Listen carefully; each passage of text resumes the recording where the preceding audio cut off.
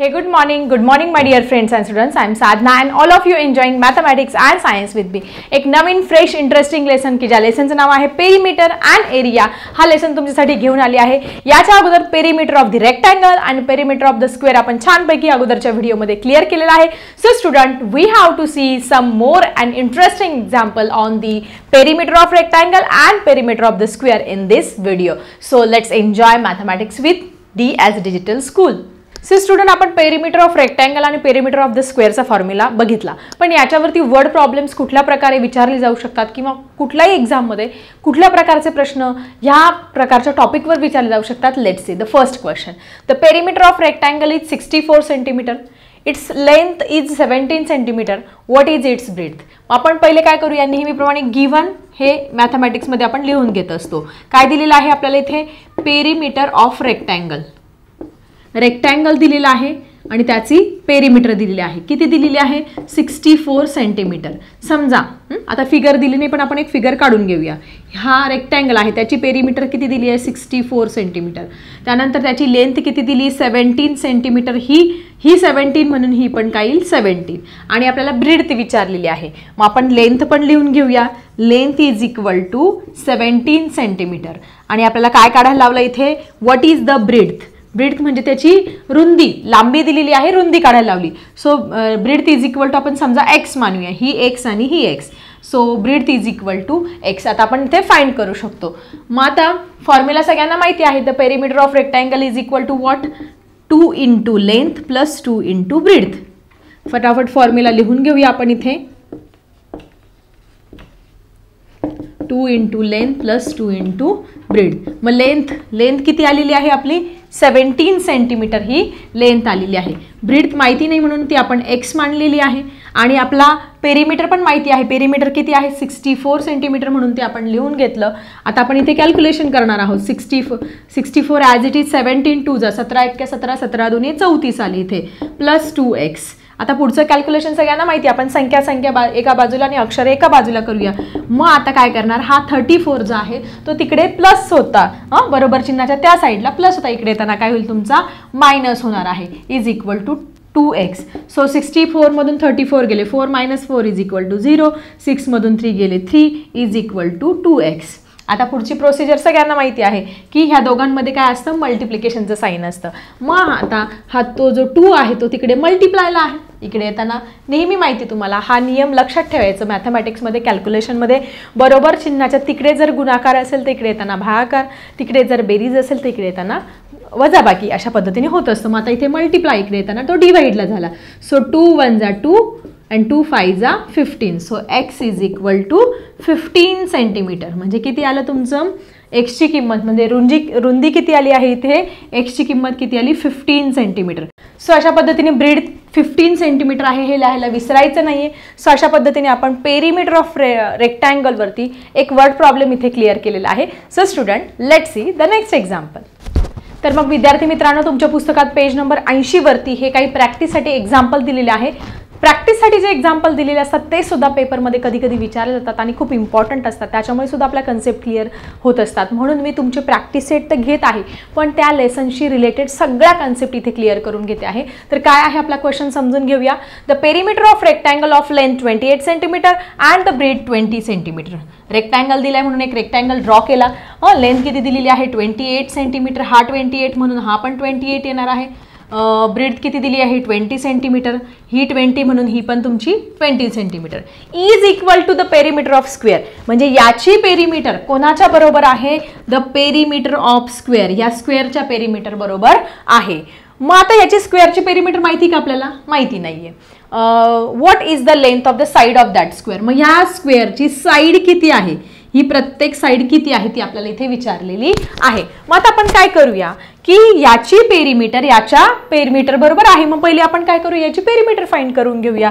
That is perimeter of rectangle. मग रेक्टँगलची perimeter कशाच्या बरोबर आहे? स्क्वेअर म्हणजे चौरसाच्या परिमिती बरोबर आहे. म्हणून आपण त्याचा फॉर्म्युला लिहिणार 2 into length plus 2 into breadth. So what is our length? Length दिलेली आहे तुमची व्हॉट इज 28 सेंटीमीटर. ब्रेड्थ दिलेली आहे 20 सेंटीमीटर. याचं जर मल्टिप्लिकेशन केलं तर किती येणार आहे? 28 2 जा 8 2 जा 16. 2 2 जा 4 + 1 5, 28 2 जा 56 आणि 22 जा 40. जर आपण याची ॲडिशन केली तर किती येणार आहे 96 सेंटीमीटर. म्हणजे आपल्या पहिल्या प्रश्नाचं उत्तर मिळालं की आयताची परिमिती ही चौरसाच्या परिमिती बरोबर आहे. म्हणजे आयताची किती आली तुमची 96 सेंटीमीटर. म्हणजे याची पण किती आली तुमची 96 सेंटीमीटर ही पेरिमीटर इथे आलेली आहे. फिगर काढल्यानंतर तुम्हाला कॅल्क्युलेशनला सोपं जातं म्हणून फिगर ही काढत जा. त्यानंतर आपल्याला काय करायचं आहे याची साईड फाइंड करायची. कशाची स्क्वेअरची. मग आता तुम्ही मला सांगा बरं what is the formula for finding the perimeter of square. Perimeter of स्क्वेअरचा फॉर्म्युला आपण इथे शिकलेलो आहोत. So what is our formula that is 4 × A 4A. मग आता पेरिमीटर ऑफ स्क्वेअर आपल्याला माहिती किती आहे 96. देअरफॉर 96 इज इक्वल टू आता हा A as it is. A म्हणजे साईड ऑफ दी स्क्वेअर. आपल्याला ही साईड फाइंड करायची. मग हा 4 काय आहे इकडे मल्टिप्लिकेशनला. इकडे जाताना काय होईल फक्त तुमचा डिवायडेशनला जाईल. सो 4ने भाग देऊया आपण 96ला. हा भाग देता आला पाहिजे तुम्हाला. 4 1 जा 4, 4 2 जा 8, 4 2 8, 9 मधून 8 गेले उरला 1 आणि 4 4 जा 16. ठीक आहे. जर तुम्हाला असं नाही जमलं तर तुम्ही अशा पद्धतीने पण करू शकतात. 4 2 जा 8 आणि 4 4 जा 16. ओके. मग A ची व्हॅल्यू किती आली तुमची त्या चौरसाची बाजू किती आली तुमची 24 सेंटीमीटर. मग आन्सर काय लिहिणार therefore the length of the side of that square is equal to 24 centimetre. हे वाक्य इथून असंच्या असं कॉपी करायचं आणि पुढे लिहायचं तेव्हा पूर्ण मार्क तुम्हाला मिळणार आहे. That is the length of the side of that square is equal to 24 centimetre. त्याची बाजू किती आलेली आहे 24 सेंटीमीटर. काय केलं आपण आयताची परिमिती पहिले काढून घेतली. आयताची परिमिती एवढी ही चौरसाची परिमिती आहे. दोघांची 96 आली. मग 96 पेरिमीटर माहिती आहे त्याच्यावरून आपण इझिली 4A हा फॉर्म्युला यूज केला आणि इथे आपण साईड फाइंड केलेली आहे. सो स्टुडंट आपण बघणार आहोत या पेरिमीटर एंड एरिया मधला पहिला प्रॅक्टिस सेट की जो तुम्हाला एक्झामसाठी आणि तुमच्या कन्सेप्ट क्लिअर करण्यासाठी खूप इम्पॉर्टंट आहे. So student let's enjoy practice set with me. त्याबरोबर तुमचे नोटबुक आणि पेन घेऊन बसा म्हणजे तुमचा प्रॅक्टिस सेट सुद्धा छानपैकी क्लिअर होईल आणि एक्झाममध्ये तुम्हाला काही अडचण येणार नाही. So student this is your practice set 44. हा आहे तुमचा प्रॅक्टिस सेट 44 आणि याच्यामधलं बघणार आहोत आपण फर्स्ट एक्झाम्पल. तर काय आहे आपलं फर्स्ट एक्झाम्पल खूप इम्पॉर्टंट आहे. व्यवस्थित छानपैकी समजून घ्या. तुम्हाला कुठल्याही प्रश्नाचा आन्सर हे लिहिता येणार आहे. If the length of and breadth of rectangle is double. Length आणि ब्रीथ जर डबल केली how many times will the perimeter of new rectangle be that of the original rectangle. Original rectangle पेक्षा जो नवीन rectangle आहे त्याची perimeter किती पट जास्त असणार किंवा किती पट कमी असणार आहे. मग आता आपण काय करूया अशा प्रकारचं एक्झाम्पल आलं एक फिगर ड्रॉ करायची म्हणजे तुम्हाला सिंपल जाणार आहे. हा काय करूया आपण ओरिजिनल रेक्टँगल म्हणजे सुरुवातीचा ओरिजिनल मूळ जो रेक्टँगल आहे हा आहे ओरिजिनल रेक्टँगल. अशा पद्धतीने गेले ना तुम्ही कुठलंही उदाहरण सोडू शकतात. हे स्कॉलरशिपला कॉम्पिटिटिव्ह एक्झामला ही मेथड तुम्ही वापरा. ही मेथड तुम्हाला सहसा दिलेली नसते. ही मेथड यूज करा. ठीक आहे. ओरिजिनल रेक्टँगल समजा याची लेंथ आपण x मानली आणि ब्रीथ काय मानली तुम्ही y मानली. मग आता याचं जर पेरिमीटर काढली आपण that is the perimeter of original rectangle. Perimeter of original म्हणजे जो मूळचा ओरिजिनल रेक्टँगल ही आपण इथे काढून घेऊया. मग काय फॉर्म्युला आहे आपला फॉर्म्युला 2 × लेंथ प्लस 2 × ब्रीथ. मग आता इथे फक्त काय करायचं आपल्याला किंमत टाकायची. लेंथ किती घेतली आपण x म्हणून एलच्या ऐवजी आपण इथे x किंमत टाकूया. ब्रीथ किती घेतलेली आहे आपण y मग b च्या ऐवजी आपण इथे y टाकूया. म्हणजे पहिल्या रेक्टँगलची पेरिमीटर किती झाली 2x + 2y. मग त्यांनी काय सांगितलं आपल्याला what is if length and breadth of the rectangle is double. दुसऱ्या याची आपण डबल केली मग आपण अजून एक रेक्टँगल काढून घेऊया. ठीक आहे. आता याची x आहे तर याची डबल केल्यानंतर किती होईल 2x.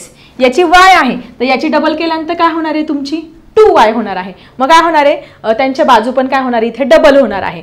मग याची पेरिमीटर आणि याची पेरिमीटर याच्यामध्ये कितीचा फरक हे तुम्हाला इथे काढायचं आहे. मग आपण परत हा जो आहे न्यू रेक्टँगल आपण इथे याला नाव देऊया न्यू रेक्टँगल. हा मूळचा आणि हा नवीन डबल झालेला. मग याची perimeter that is perimeter of new rectangle. खूप सिंपल आहे न्यू रेक्टँगल. त्याचा पण फॉर्म्युला काय आहे सेमच आहे. कुठेही जा तुम्ही पेरिमीटर ऑफ रेक्टँगल विचारल्यानंतर फॉर्म्युला काय तोच येणार आहे 2 × लेंथ प्लस 2 × ब्रीथ. पण इथे लेंथच्या ऐवजी लेंथ किती घेतली आहे 2x म्हणून आपण एलच्या ऐवजी काय करूया ही किंमत टाकूया. x ची 2x काय करूया, ही किंमत इथे टाकूया एलच्या ऐवजी. So 2 × 2x plus 2 × b, bread किती घेतलेली आहे y, 2y, म्हणून इथे 2y किंमत टाकूया. किती आली मग, यांचं जर मल्टिप्लाय केलं 2 × 2 = 4, 4x, 2 × 2 = 4, 4y, म्हणजे जो न्यू रेक्टँगल आहे त्याची पेरिमीटर किती आली, 4x + 4y. मग आता याच्यामध्ये जर आपण कम्पेअर केलं, now compare the perimeter of both original rectangle आणि न्यू रेक्टँगल. याची किती आली, 2x + 2y, याची किती आली, 4x + 4y. म्हणजे काय आलं तुमच्या इन शॉर्ट, इथे लक्षात येतंय का, याच्या डबल ही आलेली आहे. ठीक आहे, आपण कम्पेअर करूया. Compare the perimeter of both rectangle, दोघांची आपण कम्पेअर करूया. मग पहिल्याची किती आली तुमची, 2x + 2y, दुसऱ्याची किती आली, 4x + 4y. ही पहिल्याची आणि ही दुसऱ्याची.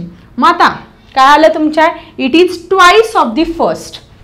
किंवा आपण याच्यामध्ये हा 2 जर कॉमन काढला तर 2x + y येईल, याच्यामध्ये 4 कॉमन काढला तर 4x + y. म्हणजे ह्या दोघांमध्ये आपण कम्पेअर केलं तर 2 × 2 = 4, दुप्पट आली. It's twice of the first, म्हणजे आन्सर काय येईल, it's twice of the first.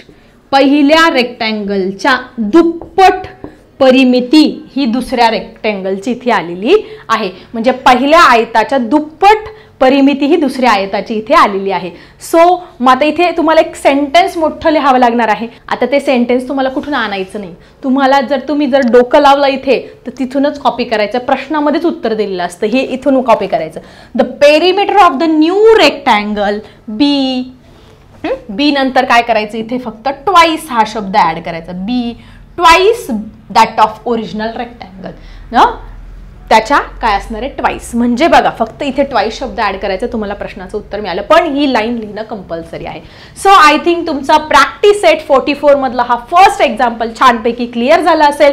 Next example बघूया आपण आपल्या नेक्स्ट व्हिडिओमध्ये. आता मी थांबते. काही अडचण असेल, तुम्हाला काही प्रश्नांची उत्तरं समजत नसेल तर कमेंटमध्ये लिहा. अजून तुमचे काही सजेशन्स असेल तर ते पण लिहा. आता मी थांबते. Bye everyone.